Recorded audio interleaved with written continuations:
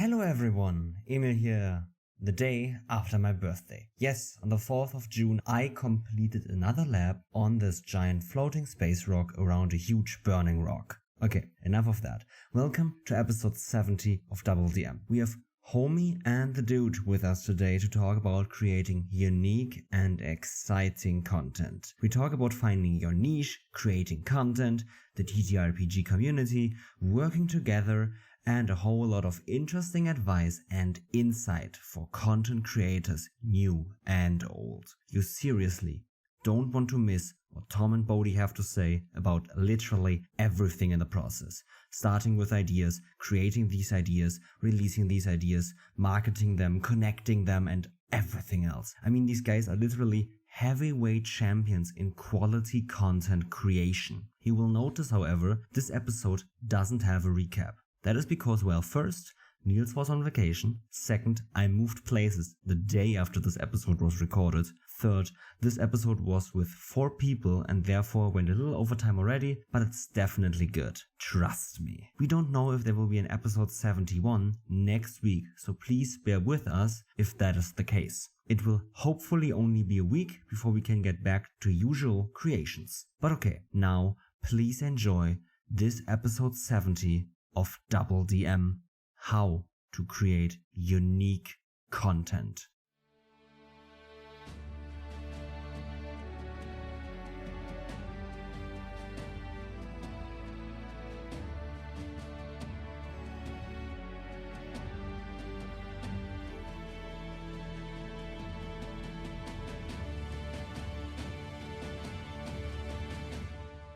And with that, welcome back to the episode. We have our guests now with us, Tom and Bodhi from Homey and the Dude. So please introduce yourselves and your project. What's up, everybody? What's poppin'? What's poppin'? I'm Bodhi. I'm the son half of the father-son team, Homey and the Dude. I'm Tom. I am the father half of Homey and the Dude. Not sure whether we want to reveal whether I'm Homey or the Dude, but probably not. No. Keep people guessing. Keep you guessing. Projects, what we do. We're a father and son team that have been doing this for almost 2 years now. We originally came up with the concept of Homey and the Dude during the first pandemic lockdown here in the UK. And we decided, our relationship needed a bit of rekindling and wanted to get closer as both friends and father and son. And so we dove into making content creation together. And, it started with just a podcast. And since then has evolved into, going out and interviewing MMA fighters after they win fights. It's evolved into, doing a TTRPG Actual Play. It's evolved into many different things over the time that we've done it. And we have some super exciting stuff coming up as well that we've started, dice making, and we're pushing forward with a couple of Kickstarter ideas that we're currently in the backworks, that we have a few things that we're hopefully going to be releasing in the latter half of this year, basically. But yeah, that's kind of who we are and what we do at the moment. But yeah, we're just honestly here to have a bit of fun, join the community, hopefully contribute a little bit to this amazing space that we're all in, and just honored to share it with you guys, to be honest with you, because I've been fans of your guys' show ever since we entered the community. I said to Tom, the moment we joined TTRPG, I was like, oh my god, we need to at some point talk to DoubleDM, because their videos are helping me learn so much about being a dungeon master. And I had only just stepped into the role when we did, so I was just exhilarated to get a chance to talk to Emil when we did, and to converse with you guys over Twitter and whatnot. It's truly been a pleasure to, share the space with you both, and super glad to be here today. Yeah, very much so. Yeah, the only thing I would add to that is our original idea, there's just no way we could have gotten to where we are right now 2 years ago and just been like, okay, that's the place we're going to head to. It's been a completely organic path that has had some, signals, green light, red light, yellow light signals to go forward with certain things, to kill certain things, to continue to explore certain things. And that's kind of how we've gotten to where we are. It has not been, I don't know if it's fortunate or unfortunate, but there hasn't been a lot of strategy behind it. It's just been just kind of stumbling through and just kind of listening to what we're passionate just about. Just two blind guys fumbling around in the dark for a light switch is what it feels like. It's not been great, but yeah, we're getting there. We're getting there. I mean, yeah, the other side to it is we truly love that we have eliminated some things that we actually liked, but have narrowed down to the things that we love, and we keep doing that. And so where we'll be in a year, who knows? but what we do know is we're trying to stay true to what we're passionate with. I relate to that so much, right? Nils and I talked in the beginning of DoubleDM about creating streams, about creating supplements or whatever, and now we're said, okay, no, podcasts work perfectly fine for us. Let's do an actual play podcast, not a stream, not release any setting books just yet. Maybe in the future, maybe not. We're figuring it out as we go, but I relate to that so much, right? Just figuring out where you're going, right as you're going. It's everyone starts at this point, probably. We're all at the beginning of great journeys in content creation. So you guys have a very interesting mix of content. It's a nice way of putting it, Emil. It's a really interesting mix, in my opinion. MMA and D&D, or even TTRPG in general. Yeah. That's something you don't see every day, but it seems to be working great for you guys. I have to say that. So how has that felt, mixing these two worlds to combine your own brand, project, creations, whatever you want to call it? Abrasive. No, it's honestly. First of all, I just want to say shout out to the Titan Call arc, isn't it? Is that your guys' actual play that you guys are coming with? Did I get that right? Titan Call arc. Hyped for that. To answer your question, it's been a hard one because they are such different realms of existence. You know, with MMA, it's a violent blood sport that is, you know, not something that they want their kids watching, and not something that, you know, they're checking out themselves and stuff like that. And then with TTRPG, you know, I'm sure you guys will have noticed when you get into space, it's very soft. Everyone's very supportive. Everyone's very loving and caring. And both the audiences and the communities are vastly different. The MMA community is so like harsh and like just rude and just not a super nice space to be in, where the TTRPG space is just lovely. It's so warm and just nice. And so combining the two was something that, I mean, Tom and I have been watching mixed martial arts since I was maybe 10 years old. And I used to compete in a lot of martial arts when I was a kid as well. And Tom has done martial arts. And so it's been a big part of like our lives since like I was 5 years old, basically. And, you know, I've been watching Kung Fu movies. Like when we lived in Spain and we didn't have a TV and stuff, we'd go get, you know, like bootleg versions of like Ong Bak and, you know, like Kung Fu Hustle and like, you know, all these Kung Fu movies and, you know, old Jackie Chan's. It's stuff that we've been, you know, watching for a very long time. So MMA felt very natural to us. We kind of, when we decided to do our live stream, which we do during UFC events, where we basically provide no bullshit commentary for people because the UFC commentators are just fucking shit. And we basically give you guys some good commentary with the knowledge that we've accrued over, you know, nearly 15 years of watching the sport and learning stuff and participating in a lot of the martial arts that are done in mixed martial arts. So it felt really easy because we stay up late and watch those events anyway. So we were like, what harm is it to flick on a camera, strap some mics on, and just continue talking the same shit we do when we're just sat watching it ourselves, and have people, you know, come along for the journey. And then I think talk shit with us. Yeah, talk shit with us, share opinions, all that kind of stuff. And I think then with TTRPGs, it was actually a combination of both of us. I saw like a bit of D&D stuff, and then Tom kind of went and did a bit of his own research and found Acquisitions Incorporated and saw some of their live shows that they were doing at PAX and stuff. And you like messaged me almost instantly and were like, you've got to see this. This is like crazy. These guys are in full cosplay. They're fucking hilarious. You know, they're a bunch of old dudes on a fucking stage just having a great time. Full improv, just like it was brilliant, just brilliant performance. It just blew us away. And I think I went from watching Node, who are like a subsection of Corridor Digital, doing their D&D stuff, which was a bit more ropey, to then watching Acquisitions, which was just like mind-blowing. And I was just like, holy shit, we need to do that. I was like, even if we don't like record anything or anything, we need to just play and just have a great time. So I got the starter set, as many people do, you know, Lost Mines of Phandelver, and began reading the basic rules that come with it and just kind of dove into that. And we played the first session and I railroaded the fuck out of us. And it was an absolute shit show mess, as many DMs kind of do. But we realized very early on that one thing I was good at and one thing Tom was really good at was Tom's role play is exceptional, possibly some of the best I've ever heard, in my opinion, in the TTRPG community. And both of us, because of our combat background, were able to really make combat interesting, fun, descriptive, graphic, gory, all the kinds of things that we love watching, MMA and all those movies for all these years. We were like, oh wow, like I can describe, an arrow ripping through someone's head and bits of skull like erupting out the back of their head as it hits the back wall. And, we really found a passion within our combat descriptions and what we were doing with combat. And I think that was the moment we were like, oh shit, we can maybe combine these two worlds and go down that kind of path. I'd say that's pretty much how we got to combine the two. Is there anything I missed, do you think? No, I think I'm glad you answered that, by the way, and I didn't. My answer would have been a lot less quality. No, I mean, to your point, like when I think of MMA and TTRPG, we are continuing constantly to think about it almost like a Venn diagram. So there's a big circle with MMA, it's a big circle with TTRPG, and the cross section between the two. For us currently, we're trying to decide or understand how big that overlap is, and then trying to figure out how to access that overlap, either through traditional social media means or to invite one audience to the other or the other audience to that, so we're continually trying to figure out, because they're very different, as Bodhi said. So that's a big part of our challenge going forward.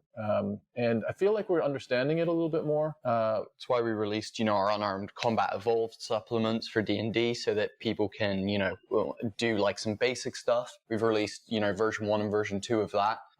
Currently we're working on a mixed martial arts class for D&D 5e, which we will most likely be releasing as like a small Kickstarter. It's going to have, a bunch of different subclasses and probably I imagine 100 or so different techniques that are kind of like spells that you can do as a mixed martial artist, and all this kind of stuff that we've been really working on behind closed doors at the moment, but that we're really excited about. We feel like it will bridge that gap, and maybe we can run some streams and bits and bobs with maybe a group of mixed martial arts class players, and things like that.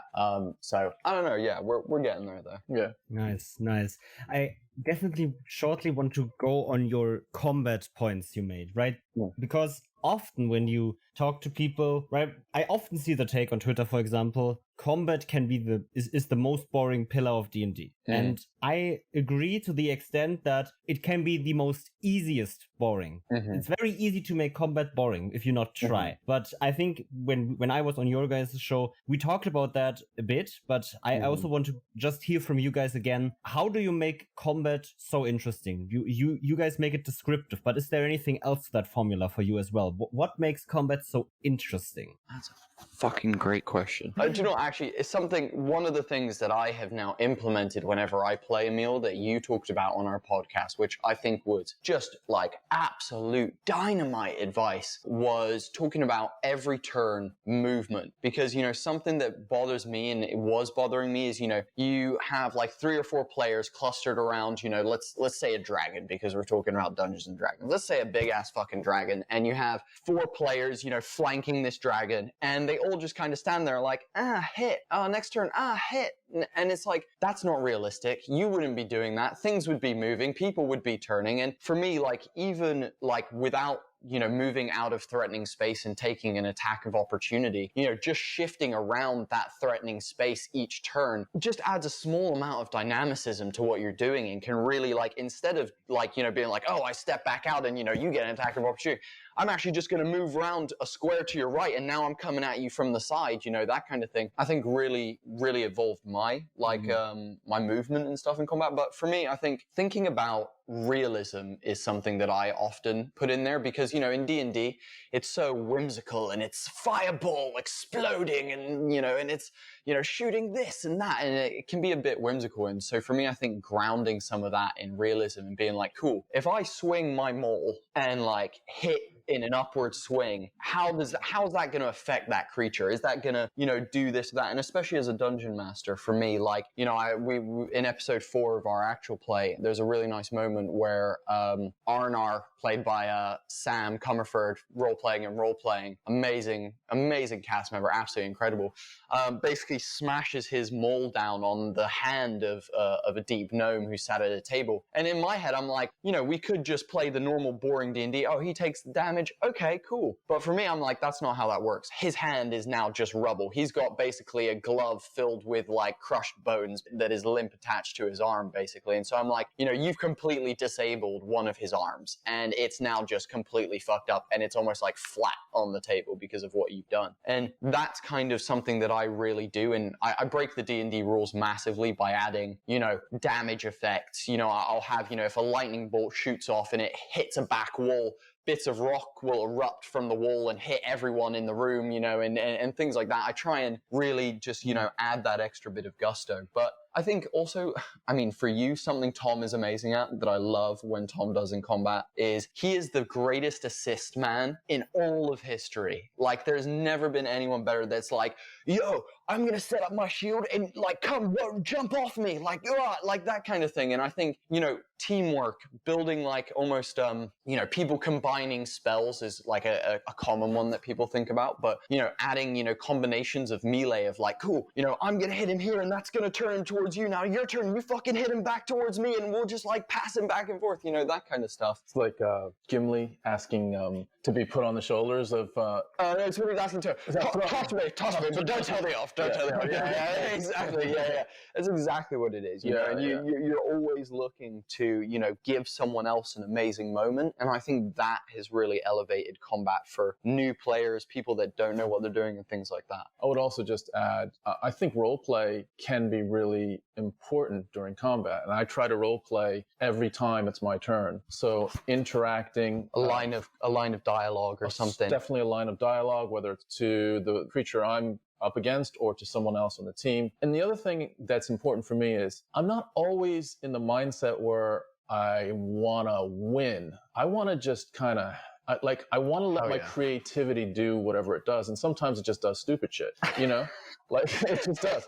And sometimes, I'm not mini-maxing to try to be the biggest, baddest dude in this combat. I just want to kind of, be part of the team. And whatever my character does as part of the team, sometimes it fails miserably. In doing so, it adds a little bit of comedy to that combat, or, it needs some help in that combat. And all these types of things, I think, add some color that completely, lift what is and what can be, and oftentimes is pretty dry. Your answer is so much better than mine. That's why this is what I'm talking about. Tom is kick ass at this stuff. Like, again, another favorite moment from episode 4 of our stream is everyone's in combat. Tom's character is at the back. And because he's playing a turtle, he literally just shells up and starts panic whistling and doesn't do anything for the entire combat. He literally just shells up and just starts panic whistling because his character is a bit afraid and a little bit naive and stuff. And this is his first like major combat. So you literally just backed out of combat entirely. And though it didn't like do anything massive to combat, everyone was like, yeah,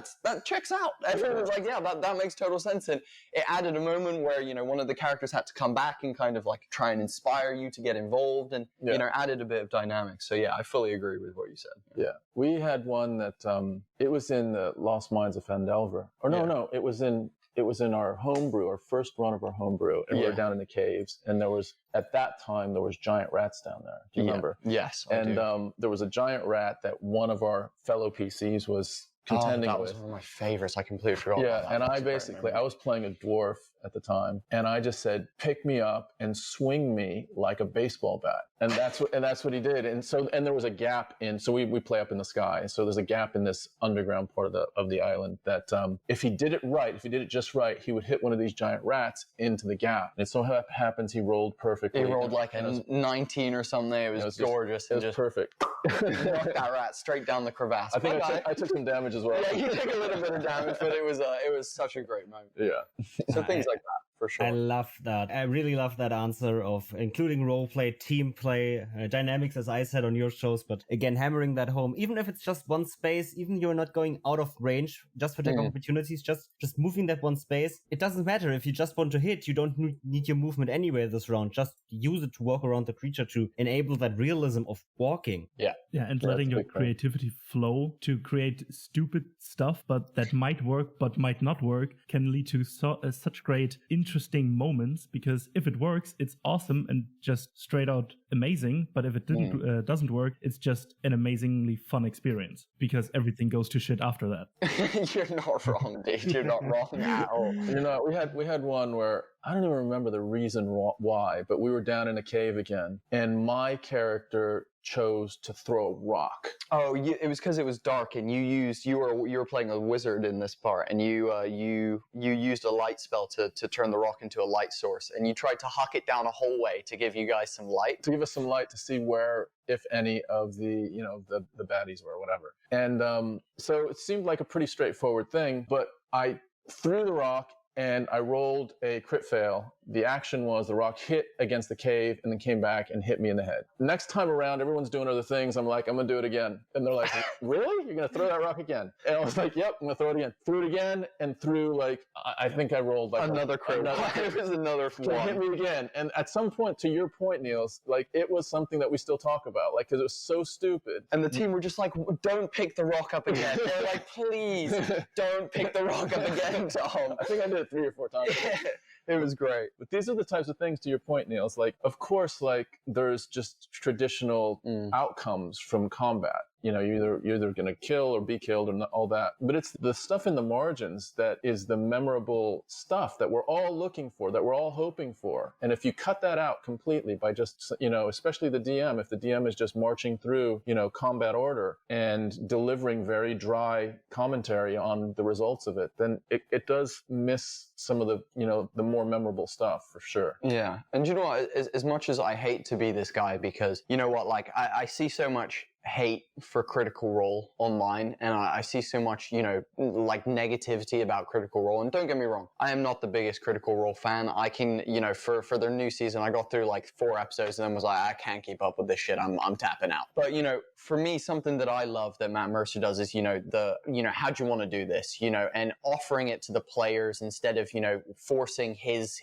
idea of what happens, upon them. And I really, really love that. And something that I talk to my players about very early on, and typically in my session 0 is I go, do you want to describe your combat shit, or do you want me to describe your combat shit? Because I'm happy for you to be like, I bop him, do, X amount of damage, this is what I want to do. And I'd be like, okay, well, that sends him flying, that kind of thing. And, that collaboration of allowing your players to decide, how that goes often surprises me more as a dungeon master than almost anything else. Like, moments where, a player is finishing off the last NPC or, enemy in a combat, and they get an opportunity to describe what that's like, or one of the bigger ones, often I'm like, oh shit, I didn't even think about you doing that. Yeah. That's really cool. Like that's out of even my realm of, contemplation. And often it comes from, and I'll be 100% honest, Tom and I, like I said, have a lot of combat experience, but some of the greatest descriptions I've heard come from people who have no fucking idea about combat whatsoever. So they are pure creatively coming from like a place of naivety and giving like what they kind of can imagine and picture with their creativity. And often those ones are some of my favorites as well. Yeah. Hearing my mum, Tracy, who plays in our actual play stream, it's a family affair, guys. She honestly is like awesome with her combat, and her descriptions are great. She always blows me away with her descriptions, and she knows fuck all about combat. She's a chef. She knows how to whip up a souffle, but she doesn't know shit about how to throw a jab, and yet her combat descriptions are ace. They're fucking awesome. I think just to put a final on that one, I think as a DM, it's important to not get it wrong as far as who's going to describe the combat. Because if you say, how do you want to do it? If you do a Matt Mercer with someone that's really uncomfortable with that, you get a really awkward, frozen moment where you can see that person is seizing up and they just don't want to, they don't want the light to be shown on them at that moment. So communicate with your players, talk about it with them, understand, their level of comfortability. And I actually posted a tweet about this the other day, get feedback. Like as a DM, core rule for me. I ask for feedback at the end of every freaking session. Tom and I do a debrief at the end of every freaking session. Typically Ryan, one of my best friends who plays in almost all of our games, I ask him for a debrief. And we always try and like just understand what we could get better at, what I did wrong, whether someone was uncomfortable in this moment, whether they were comfortable, whether they loved something or they disliked something. And it allows you as a DM to 1, improve, 2, adjust. 3, make your style more refined. And 4, support the fun of the table. If your players aren't happy, there is no fun. There is no game. If you don't have, first of all, 1, if there's no fun, it sucks. 2, if you don't have players at your table because they're not enjoying it, then you as a dungeon master might as well shove your story up your ass, because you got fucking nothing then. Without your players, you are actually nothing as a dungeon master, Yeah. And that's just what it is. So you need to have that constant communication so that things like describing combat aren't beats that are missed, but instead beats that are hit consistently. By the right person. Yeah, exactly. And you touched on your actual play show quite a lot. Please expand on that more. Tell our audience, what is this actual play show about? How does it work? Everything about it. Okay. How much time you guys got? Yeah. So this is so the answer to that is, the moment we started playing Lost Mines of Phandelver, I was like, wow, this is very cool. But as someone who is exceedingly dyslexic, reading and remembering someone else's campaign was not working for me. I was fumbling through interactions because I wanted to stick to what the book had told me to do. I was then also trying to improvise because that's what everyone else was telling me to do, in the world of TTRPG. I just realized that running pre-written campaigns was not for me. I just couldn't do it. And so after Lost Mines, we finished that, and I said to Tom, right, I'm going to write a homebrew. And I originally decided, cool, we're going to do a standard D&D campaign, a couple of continents, and we'll have, and I originally was like, and there'll be a church that is trying to take over the land, and they've influenced the mightiest of kings at the time, and they're like, Game of Thrones politics was kind of the route that I was going down. And the day before Tom and I started writing, I went to bed, and I woke up at 3 a.m. with some weird revelation. And I was like, holy shit, floating islands. I was like, fuck, like normal D&D, Avatar floating islands. I was like, that's what I fucking want to do. And so I literally came to Tom the next day. I was like, scrap everything we've talked about. We're going to start with this, and we're going to go down this route. And so what was born was Pangaea, and Pangaea is made up of 2 places, the land realm and the sky realm, that basically were separated during the Great Split, a feud between gods that ended with the Allfather dividing the world and ripping chunks of matter from the planet below into the sky above to separate his 2 children. Thus, the sky realm was really born, and that's kind of where we are now. So our actual play is called The Sky Realm, and it's basically set in a land of floating islands, thousands of feet above the land below, separated by a torrential layer of storm clouds that is impenetrable. Basically, what we have going on up here is a struggle for life, basically, is because of the altitude that is going on, there's not much water up here. There's not many clouds above the cloud layer, so there's not much water for people to grow things, to live, to exist, to cultivate land and have animals and so on and so forth. As the years have gone on, it started as a utopia, but as years have gone on, the struggle for survival has become a real thing. And through power gems that have been found and things like that, people have begun making big political movements and using wealth that they had from before the Great Split to influence the world and make decisions. So basically, without giving too much away, there's a group of Imperials who are kind of running shit at the moment, amongst many other factions. They're very oppressive, they are not good people, and they basically are just trying to use the fact that people are struggling for war to their advantage and to control the land. And so our players are a group of ragtag adventurers that have met on an island and have just in episode 5 that will be released. No, sorry, episode 6, my apologies. Episode 6, which hasn't been released. Episode 5 is coming out this week. Episode 6 is coming out next week. In episode 6, they get their first kind of big, draw together and movement towards, being a bigger part of this world and so on and so forth. But yeah, just really excited. We've got airships going around. We've got frickin', a bunch of, I typically say I'm medium fantasy. I struggle with like multiverse theory shit because it kind of blows my mind a little bit too much.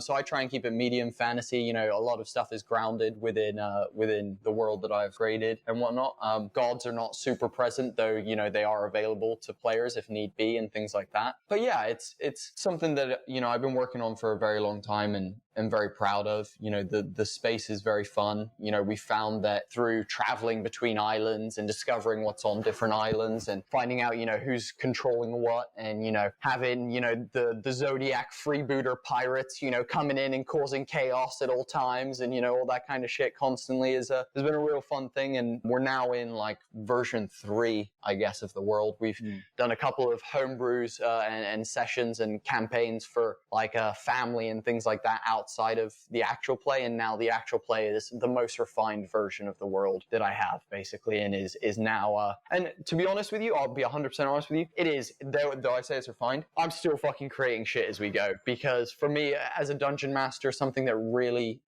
struck me hard, a lot of people say this is, and a lot of people will be like, oh, I'm gonna spend 2 years writing this amazing world and I'm gonna know every inch of the land and things like that. I'm not like that. I'm very much like, if my players, for example, my mother, when they went to the People's Republic, which is the biggest city in the sky, she met an NPC that her mother had known, and they wanted to go for a coffee together in the morning and have a bit of a chat and just rekindle a relationship that she had with this woman when she was much younger. And they were like, she was like, I want to go to a coffee shop. What coffee shops are there in Midtown? I was like, okay, let me think. What type of coffee shop are you looking? What type of thing would you go to? What's your kind of flavor? And she was like, definitely something Moroccan and, a little bit more like interesting, things with maybe some hummus and flatbreads and stuff. I was like, amazing. So you're going to go to the Tasty Tagine. I completely pulled that out of my ass in the moment and was like, you're going to the Tasty Tagine. It's a beautiful Moroccan cafe that has, cushions on the floor, low tables, hanging drapes, hookah smoke kind of filling the air, and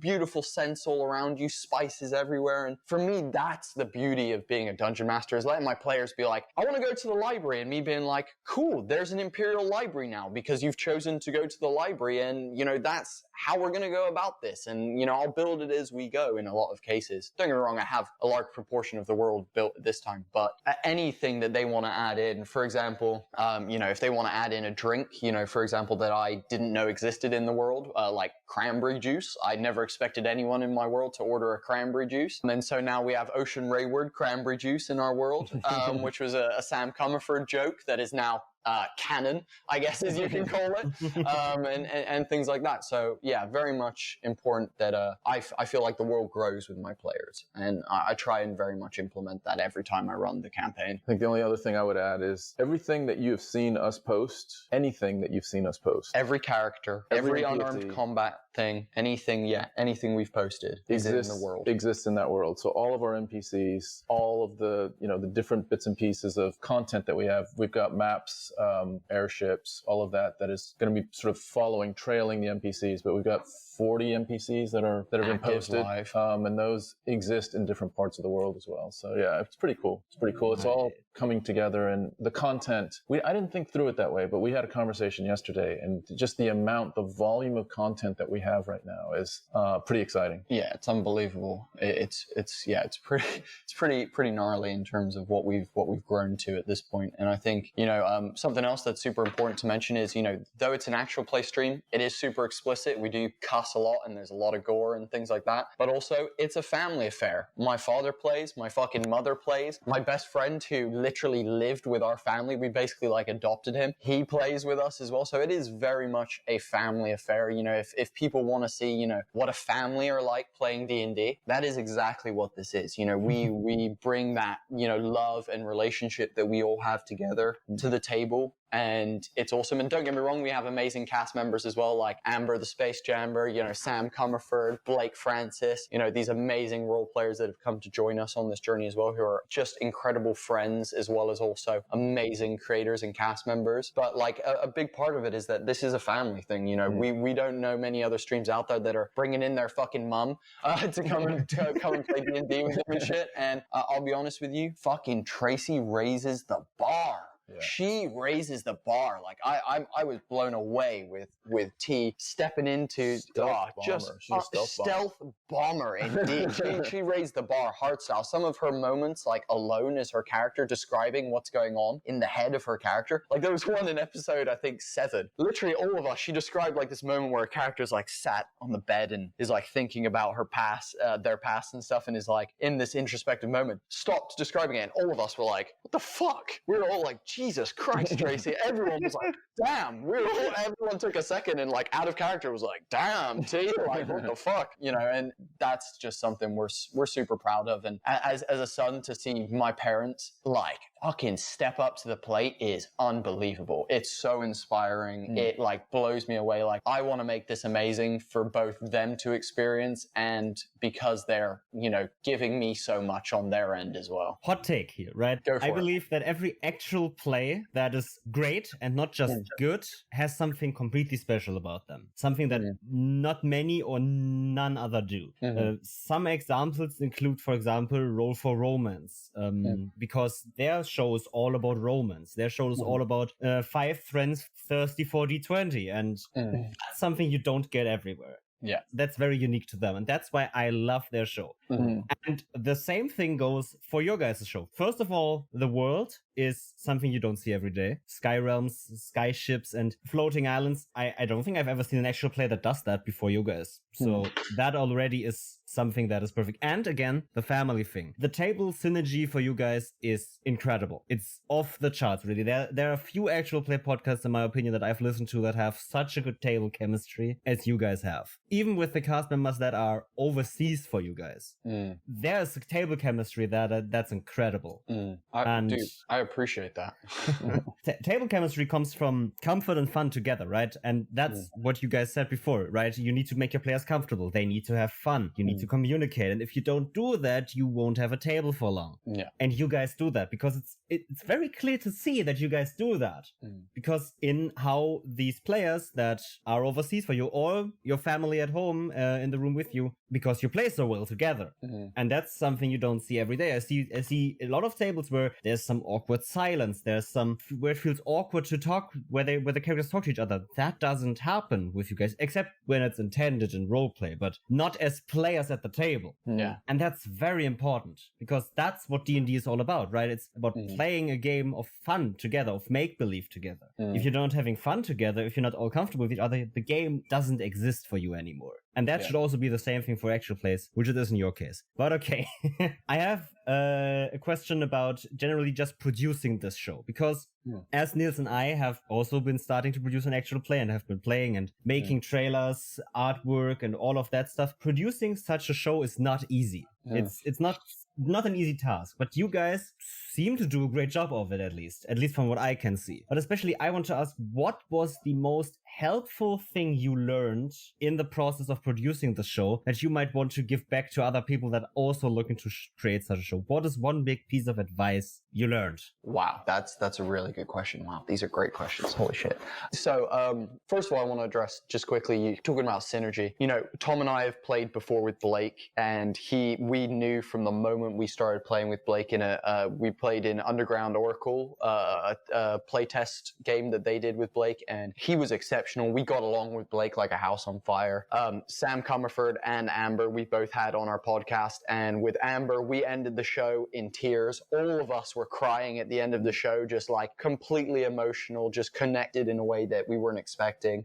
Same with Sam, like we ended the show and Sam was like, holy shit, I am on a wavelength with you guys. We were like, dude, we love you. Like there's something here. We need to do something. And I think, you know, that's a big reason why the overseas stuff really, really works. And you know, is why a lot of that synergy exists, is because there was pre-built relationships already there. And, you know, we've also just started, you know, or instead of just organizing, cool, we're going to meet for a D&D session, we're now organizing group hangouts where we all hop online and we just have 30 minutes to be like, hey, how's your fucking fucking week going? How's your life going? You know, just be friends more than we are fucking colleagues, you know, because we feel like you said, that synergy. We know, you know, you watch Dimension 20. There's a reason you go back to watch the OG cast of Dimension 20, and why some of the newer shows don't do as well, because you need Emily Axford, Brian Murphy, Lou Wilson, you know, Siobhan, you know, you need Ali Beardsley, all of them together to really create that synergy. Same with Critical Role, same with, you know, all the other, like, high rollers, you know, all of those fucking Viva La Dirt League, like, all of them have this relationship, this friendship before they come into doing this, and that's what gives you that, like, big synergy, I would say. In terms of production, dude,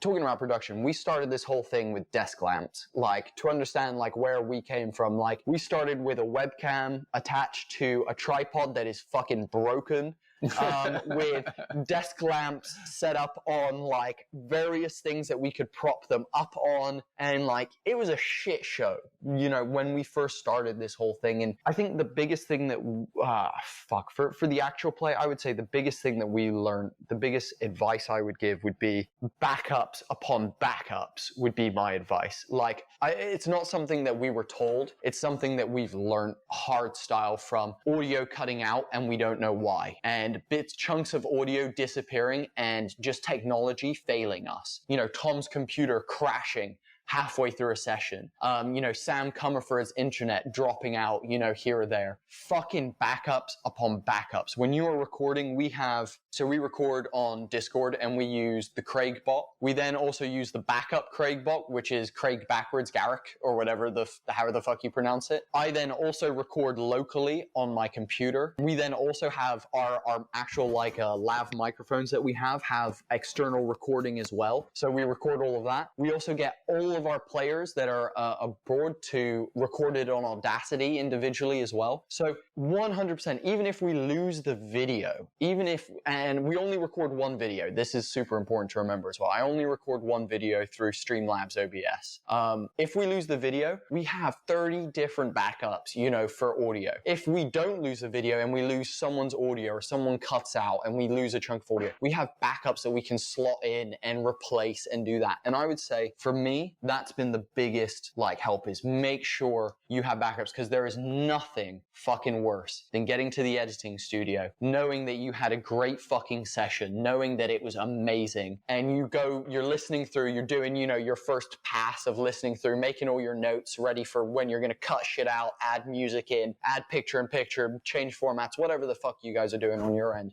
But for us on our end, and realizing that there is a chunk of audio where I'm describing an NPC that is fucking missing, and being like, holy fuck. And we, like, this happened in episode 2. We weren't doing backups at this point. I describe Ulfer, one of the most important NPCs in these first couple episodes, and the audio cut out, and I had to literally go back in post, record myself again, and basically we had to put a picture up so you couldn't see my fucking mouth moving at a different time to what I'm actually saying, and I had to basically do a voiceover of this moment where I describe Ulfer, because we had lost that audio. Yeah. So for me, I would say backups upon backups upon backups is my biggest advice. I think we're learning. We're continuing to learn. So right now, like, our editing guru. Yeah, well, I think it's like, we have to understand, I think as an actual play or a live stream, you have to understand that this is for an audience and what is going to engage that audience best. And so there are times during your campaign where it's not, you know, it's not a movie where it's been highly scripted and there's, you know, it's going from beat to beat to beat to beat. And so there's times during a campaign that not a lot is going on. How do you keep the audience engaged? You can do it either through music, you can do it through graphics. So there's different ways, and we're learning this as we go. And I think, you know, our last edit was our best edit. Our next edit is going to be our best edit. And it's just continuing doing that. And I think, you know, if we look back at our first edit already, we're like, oh my God, like there's disgusting.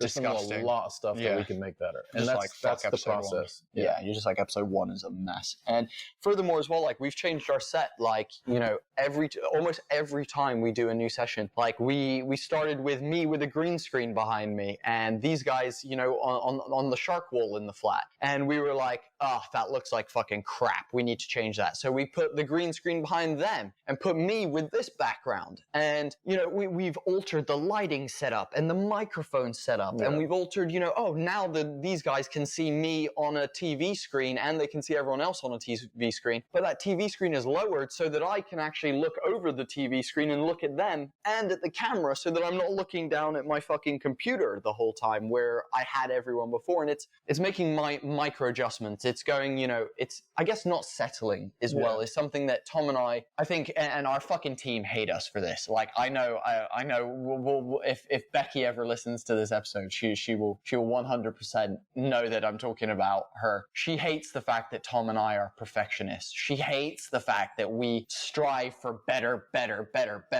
constantly because we want it to just keep getting better. And so we're constantly pushing our editor, Becky, who is, by the way, a fucking saint and works her absolute ass off day in and day out to produce this, this stream for us in a way that, suits what we do, in a way that I'm happy with, that Tom's happy with. And, we're constantly pushing her and pushing the boundaries of what she's capable with her editing. And, especially, with music and stuff, like she's exceptional with sound effects and music. And it's something that, we're unlocking for her more and giving her more freedom to just go and do her own thing and find, effects and things, to really elevate moments where, I will as a DM be like, and he throws punches that hit a wall, kind of thing, which is, it's great coming from my mouth, but it's so much better when Becky puts, a rock crumbling sound effect on top of that, and it really, accentuates that moment. And, I personally think, it's thinking about what resources you have available to you, maximizing those resources, and then going, cool, every episode, be critical, get feedback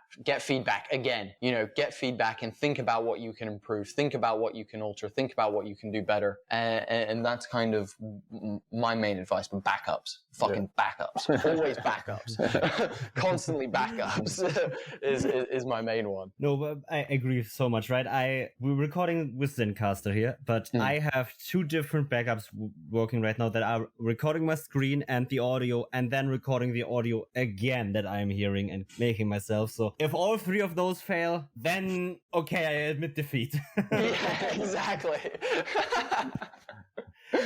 Then technology has bested me, and I can throw my hands up and say, well, that didn't work. No, but Bodhi, I have a question for you. As you're the GM for your actual play. Yeah. And you guys created the world together, but what has been the most important part you paid attention to when creating a world for this actual play? Or is there something that you realized that for this actual play, this world needs to have this, or needs to be this, or do this for us? Is there something like that? It's a great question. You guys are nailing it with these questions today, guys. By the way, this is a great show. You guys are fucking awesome. You guys are absolutely killing this. This is amazing. To answer your question, so though Tom and I started writing the world together, I have actually strayed away from telling Tom a lot of what is in this world, because as a player, he needs to be fresh, just like anyone else at the table. He can't be expecting things. He can't be, waiting for something to happen. He needs to be fresh, just like everyone else, because there's times where, accidental metagaming will happen.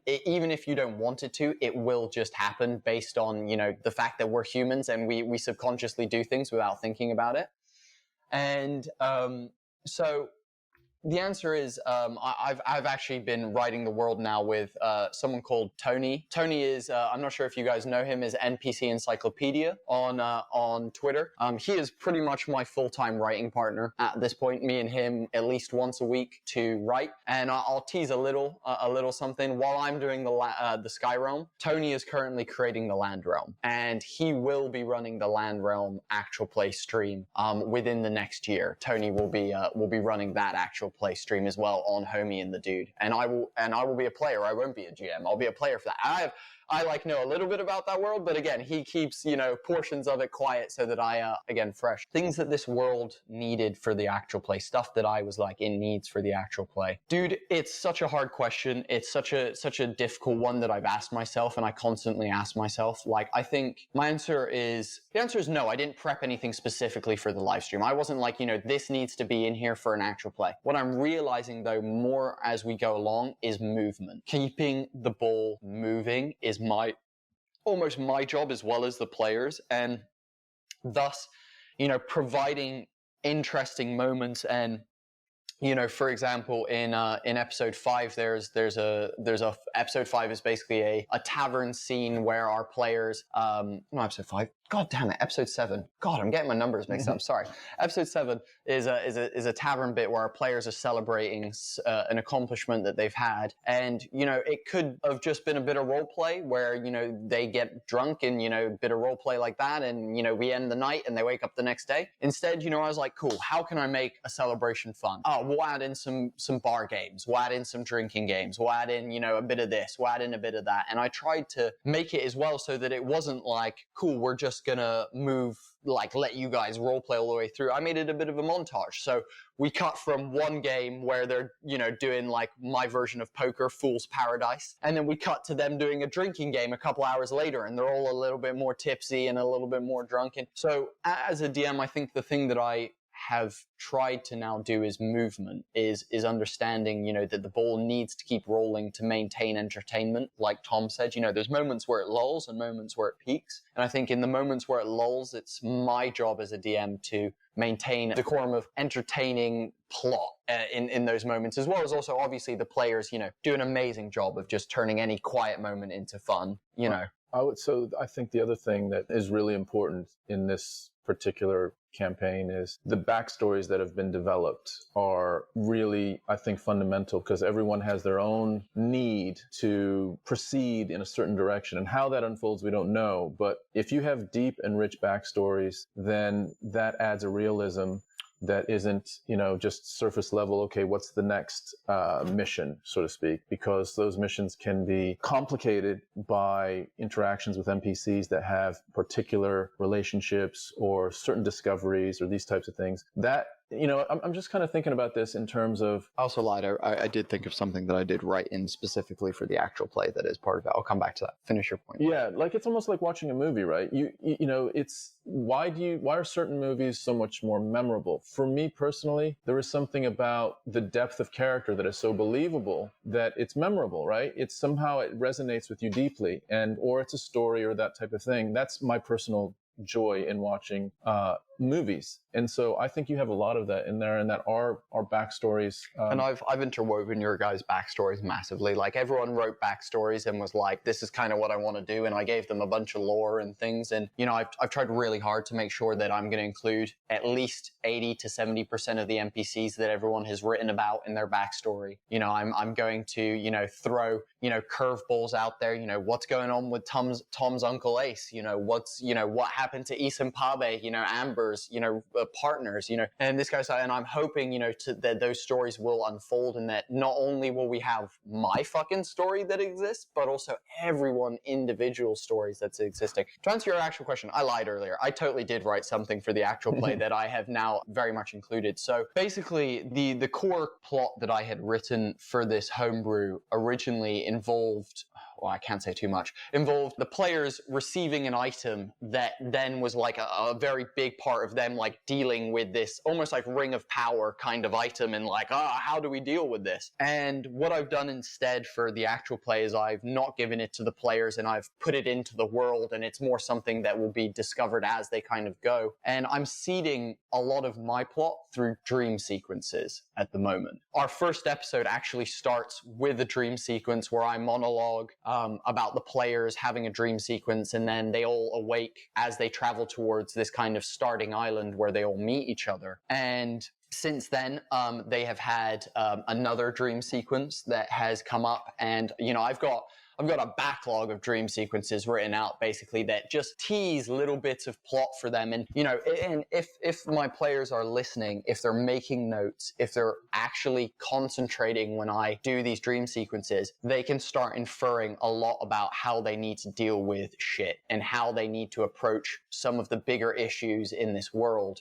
based on, these dream sequences centered around some NPCs that exist within the world, basically. Just thinking about it, I think that is just a great way to introduce exposition into a story. So instead of... That's a really good point. We hate exposition, and trying to find ways to put exposition in without beating someone over the head with it is really hard. It's a nice device to sort of add information about the world, but not in a way that's obviously expository that, you know, you see it in movies as well, where that one character will say, and 30 years ago when X, Y, and Z. And the best one is in Batman Dark Knight Rises, where he's like, the clean slate, the tool of a master thief, it can wipe the slate clean for any master thief. And you're just like, why are you like, this is why are you explaining that? Yeah, exactly. Why are you beating me over the head with the explanation of this clean slate, dude? Like, back off a little bit, you know? Yeah, I didn't think about that, but I think the dream sequences are a great way to do that. And by the way, I'm going to start listening and paying much more attention to the next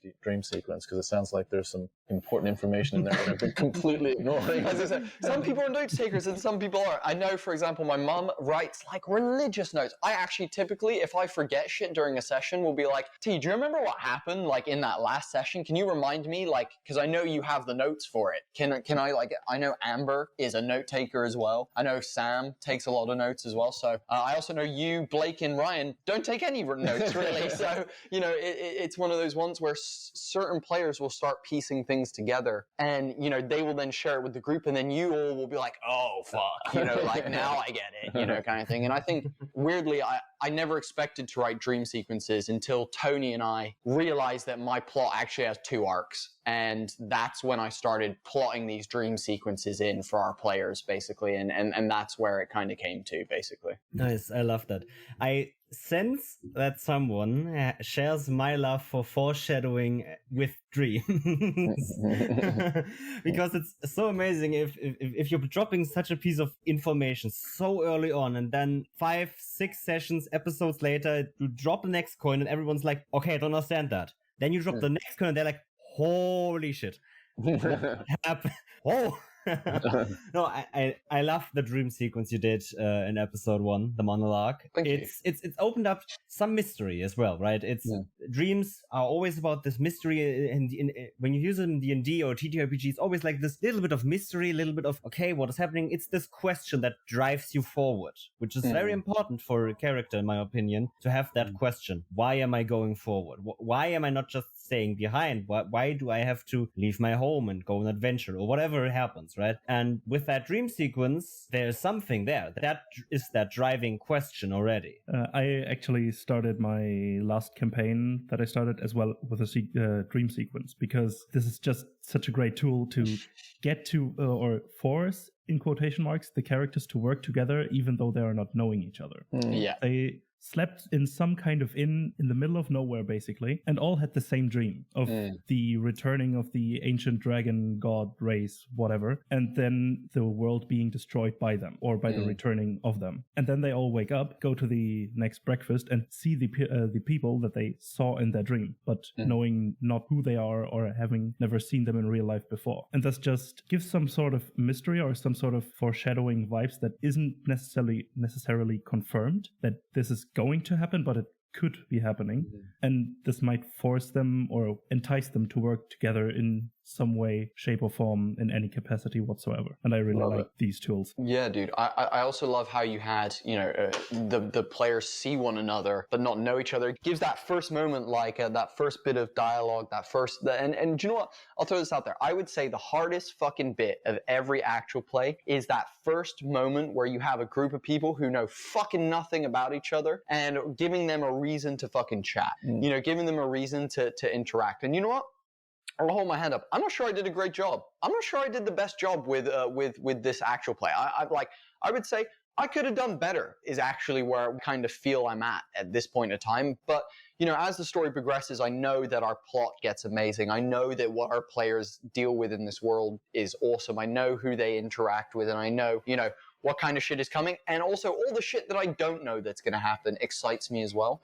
But I also know that, like, yeah, that first bit, and I love how you did that by having them see each other, because then it poses a question. Wait a second, I saw you last night. Can come here, let me talk to you, you know? And, you know, I love that, Nils. I think that's such a great way to do it. And, you know, one of my favorite things is I actually talked to one of our artists, shout out to Alex in Serbia, at Art of Caustic on Instagram and Twitter, one of the best freaking artists in the world. He gave me some advice about how he does like his intros, and he actually gets the players to describe how, like, someone walks in there, he's like, cool, how do you know this person? And forces it upon the players to make their connections in different ways. And I was like, wow, that's a really interesting way to do it. I love seeing how different GM styles exist and how you go about doing things. It's super, super interesting to me. And I think, it's a reason why, I am inspired by so many other dungeon masters, GMs, across the world, people like Dimples and Dice, one of my favorite,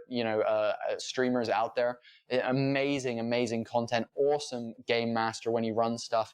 And I love watching his content because it's so different to anything that I ever do. It's so out of my realm of, imagination and where I go that I'm such a fan of, what they're doing over there. And I think it's key, again, something, not a lot of people do. People, I talked about feedback, but research is another one.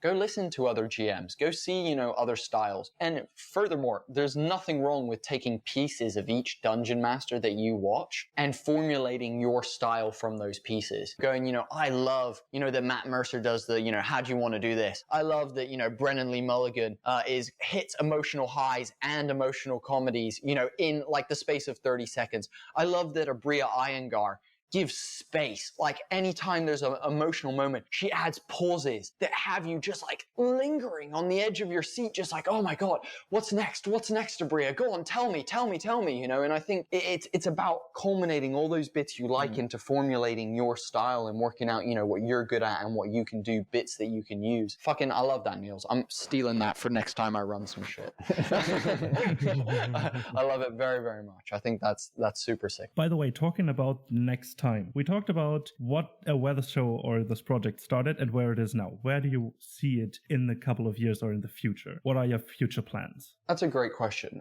We've talked about it a lot. So a couple of teasers. We are currently working on, like I said, our mixed martial artist class, which is something we will be including in the world and something that I will likely play when I play my character in the land realm, just because we want to get it out there, and I want to be able to show people what I can do with mixed martial arts and things like that. I know that, we are currently deep within working on an airship combat system that is pretty awesome, and, making sure that airships have stat blocks, people can build their own fucking airships, all that kind of stuff, from pieces and parts and whatnot. And we're working on that really heavily at the moment, me and Tony. And, of course, obviously, we'd love to at some point release, the Sky Realm, book of, cool, here is the world. Feel free to go and, create your own plot here, create your own, whatever. So we would love to at some point have books, supplements of the shit that we are currently creating. But if we're talking about the actual stream itself, man, I hope we just have fun. I hope we have a campaign that runs for a long time. For me, I hope my players, enjoy this all the way through. I hope, at the end of it all, when we finally do come to the ending of my portion of this campaign, that they feel that it was a good resolve, that everyone feels content with, how it ends, that no one feels like they were left wanting more, needing more, that kind of thing. So my hope is that as a DM, my answer to your, I hope as a DM, I can fucking deliver on my promise that this is going to be a fun game for the next X amount of years. Saying that, we do also hope to be running the Sky Realm and the Land Realm simultaneously, with bits of both worlds affecting the other world, though they are separated by a layer of cloud. And shit, dude, who knows whether that layer of cloud at some point gets taken apart, and whether that opens up, to back to Pangaea, the two realms, and whether we get to a third campaign that involves, both the sky and the land together instead of separately. That would be a fucking dream, to be able to run, the full world with, a plot line that is way further down, with the effects of, what your player, what my cast did, what Tony's cast do, and, then be able to have all that history leading up to a third stream would be fucking incredible. And, it's something that we already try and do. Like, I've ran this campaign for like our family group, as we call it. Got like Becky, who is our editor, but also my partner's sister, my partner, mum, dad, one of my best friends from high school, another best friend from college, you know, and we all kind of started this journey together. It'd be real great to, you know, I don't know, just get to the end of where we're going. And I don't know, I'm just excited about all I think it's we're forced to enjoy the journey, because we just don't know, like, as we didn't know where we would be 2 years ago, it would be silly. It would literally be silly and foolish of us. We have goals, but we're not going to, we don't have expectations, I think, is maybe a better way to put it. There's just no way we can predict how this thing is going to unfold, and, you know, where it's going to go. And, you know, things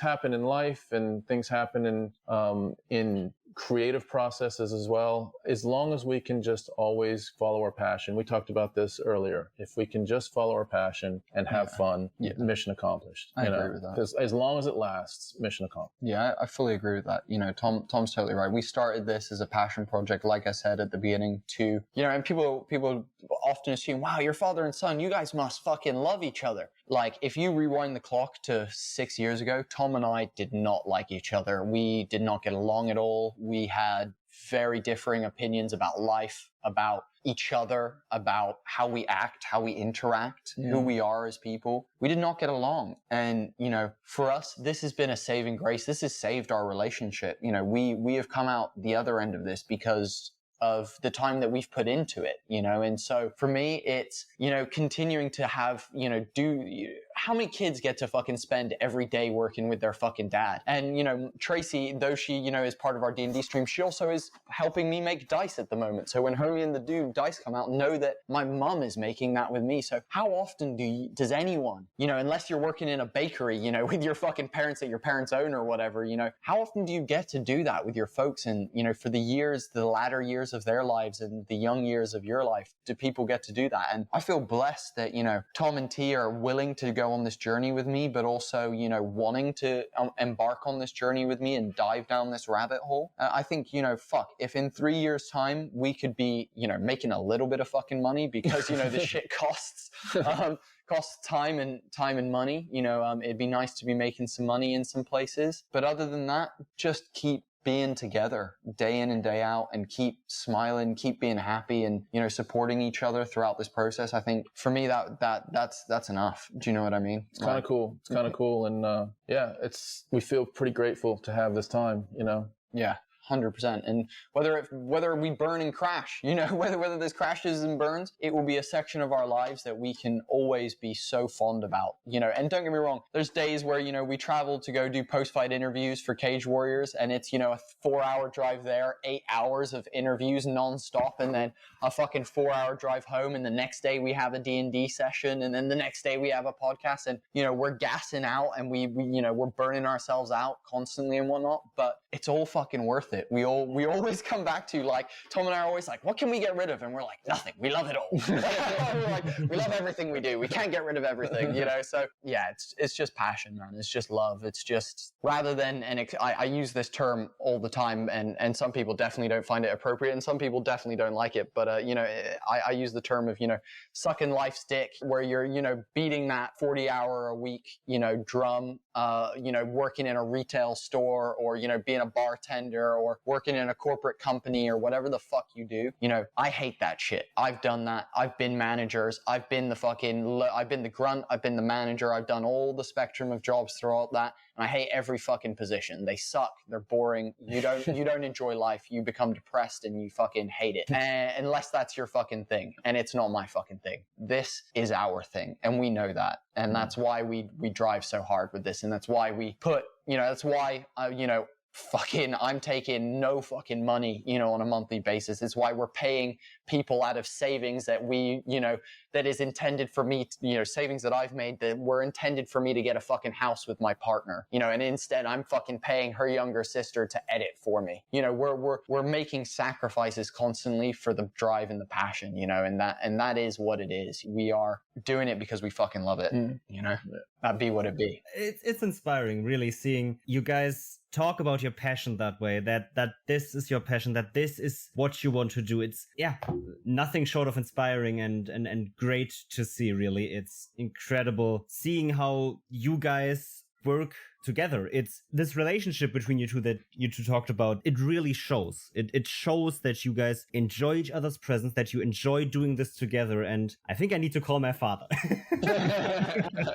dude, it's how I feel. Like, interestingly, like I think I really started feeling that, you know, I need to call my father shit when I went traveling for the first time, and I realized that, you know, I was so far away from you guys, and that it wasn't what I wanted, and that I didn't want to be away from my family, and, you know, all that kind of stuff. And so something that I actually do want to quickly talk about, just because it's super important to me, and I feel like I want to put an awareness out this, because I've had some negativity about this already in our Discord server and some other places. People have messaged me a bit negatively about this, but I want to just put this out there. We are sacrificing so much to the point where, you know, up until 3 weeks ago, I was a drug addict. I was smoking cannabis every day, all day, non-stop for the last 8 years of my fucking life. This shit means so much to us that I fucking quit smoking because of this. You know, we are putting everything on the line for this fucking show. We're giving it everything we fucking got to make this fucking happen. And, you know, this is so important for us that, you know, we want people to understand as well that anyone can do this. We're not magical people. Like I said, I have faults. I was a drug addict up until 3 weeks ago. You know, I'm not the best person in the world. Tom fucking, until we discovered meditation, was a fucking piece of shit, guys. He was a fucking piece of shit. You know, and it's one of those things where we shout out to piece of shit dads. Woo! Yeah, exactly. You know, you can change what you do. You can be better. You can alter the way of your life. It just takes a reason good enough to do it, and we're lucky that we found that reason. Yeah. You know, and I think that's what it really comes down to is, you know, we're not anyone special. We're two random fucking dudes who are American living in the fucking UK. We're trying to make something fucking happen, and on a whim and a prayer, we're going to, but also we're putting everything we've got into it. And just like I know you guys are, you know, I know you guys are both young lads, and, you know, you're giving everything you've got to DoubleDM. I know, Emil, you're on, you know, Twitter, constantly interacting, providing support to this community, you know, being an amazing influence. I know, Nils, in your podcast, Nils, your insights are some of the best fucking shit ever, dude. The way that your mind works, Nils, is amazing. The way that you come at some of these problems that you and Emil talk about is on another level, dude. Like, it's really incredible, and I know how much work you guys are putting in, and I think everyone who sees, you know, Abyssal Brews, sees Maps and Quests, sees DoubleDM, sees, you know, How Not to DM, sees Dungeon Glitch, sees, you know, any of these entities that are the cornerstones of the TTRPG community, understand that we are fucking just people working our asses off day in and day out to do what we fucking love, and we don't know if it's gonna work. None of us fucking know if this shit is gonna work, and we're gambling. We're putting risks out. We're rolling the dice, as it fucking were, and it's not out of your reach as well. For anyone who does listen to this, it's no way out of your reach. You can achieve anything that we have achieved and more than we achieve, because, you know, it just comes down to how much time and effort you want to put into it, really. Here. Fucking, you know. But yeah, it's one we're very proud of. And, you know, also, like, on another side, we're fucking proud of you guys. Like I said, fucking, I'm looking at the thing and it says episode 70, and that blows my fucking mind. You guys have been absolutely kicking ass for so long, and, you know, like I said, I appreciate your guys' support more than anything. Like, above the amazing podcasts that have taught me how to be a dungeon master, above, you know, the amazing work that you guys do, you know, with the charity streams and working on the world building stream that you guys do and all that kind of stuff. It's your guys' support within the community that blows me away. I can never be as supportive as you guys because I just can't be on my phone that amount of time. It kills me. But you guys are constantly there helping people, supporting each other. And so, you know, if we can put a nail in this coffin in any other way, then DoubleDM are the fucking ones. DoubleDMs are the fucking guy that the guys you need to support and understand that they are, you know, one of the cornerstones, one of the core pillars of this TTRPG community. Then that's what I would love to, you know, say and put out there, because without you guys, I'm not who I am today, 100%. You know, I listen to every episode and I'm thankful for fucking what you guys do massively. I just add to that, Emil, before some of the comments that you've made early on. You know, when we were fucking nobodies. We're still nobodies. But in those moments where you're just unsure what you're doing, you know, those comments mean a lot. And there was definitely a few times where your name was, you know, at the top of that comment, and it meant a lot to us in those, you know, and when we're kind of marching through the wilderness and not knowing what the hell we're doing. When we're burning out, we get a post from Emil saying, Homey and the Dude are amazing. I'm loving the actual play stream and we're having them on the podcast. I read that tweet last night. Dude, it was 2 a.m. I'd just been writing all night and I was like, fuck me, I'm exhausted, I'm burnt out. That shit gave me life. That shit gave me fucking like happiness. That shit brought me back to serenity. Do you know what I mean? Like, it's wild how much you guys contribute without even knowing about it. Like, seriously. For real. I, again, have to throw this back, just like I did in your guys' episode. I have learned so much from your guys' NPCs, for example, about how to create engaging NPCs that break the realm of possibilities that I had before, period. That's inspiring work. And everything else you do, the interviews, inspiring. After I came onto your guys' interview show, I wrote on my to-do list, get a better interview, get better at this, because these guys are better than me. And then I put in the work through listening to you guys, through listening to other people, to get better at this, to find better questions for my guests, to find better ways to get my guests to answer in ways that enable them to get their visions, their words across to other people. Those are things I've learned from you guys. Dude, thanks, dude. Dude, we appreciate that massively, and we hope to continue doing that. And dude, you have superseded any interviewing expectations you may have for yourself, brother. You guys are both, like I said, like Nils' takes on things are literally some of my favorite shit ever. I can't even tell you some of the shit that you say, Nils, literally has me laughing, dying with laughter, and then looking at myself in ways that I literally never expected to do in my life. I can't even tell you how weird it is. Every time I'm like, God damn it, fucking Nils is like this truth machine that is breaking down my barriers. Like, I didn't realize I was in therapy today watching this episode, but I am, and here I am. It's one of those things, we're thankful to share this space with you guys. Awesome. So I think this more or less concluded our awesome interview. If there is anything else you want to shout out, where can people find you and all of that stuff, please do now. Where can you find us? We're Homey and the Dude, at Homey and the Dude on absolutely everything. We were lucky to take down that domain. So if you search us on Google, Homey and the Dude, you'll find our website on there. And on our website, you can literally find any content that you want from us. And I'll tell you what, we've made a good 90% of what we make free for people because, we do want to support people who can't, afford to spend, a couple pounds on a character, a couple pounds on a group of characters or, on this or that or whatever. So we have a bunch of free content if you're needing that. We also have all of our video content on YouTube. So you can find everything that we have ever done, every podcast from the moment Tom and I started this, all the way through to our actual play, which we are churning out weekly now. And that's on YouTube at Homey and the Dude. If you want to talk to us, and we will hella respond. We also have a Discord server, which we will we'll send you guys a link to, so you guys can drop that in there and whatnot. But our Discord server, Homey and the Dude, exists. You can join there. You can ask us questions about what we want to do. You can ask any advice about anything that we might know about, lights, recording, fucking actual plays, anything that we might have a small amount of advice about. We'd be happy to give in there, as well as also if you want to talk about MMA shit, we have a whole section to bullshit about upcoming MMA events and things like that in there as well. So it's a fun space for that. Otherwise, you can also catch our actual play stream, the Sky Realm, on Twitch. And we do that every Friday, 3 weeks in a row, and then we take 4th week off. Oh, where have we heard that before? But everyone needs a break.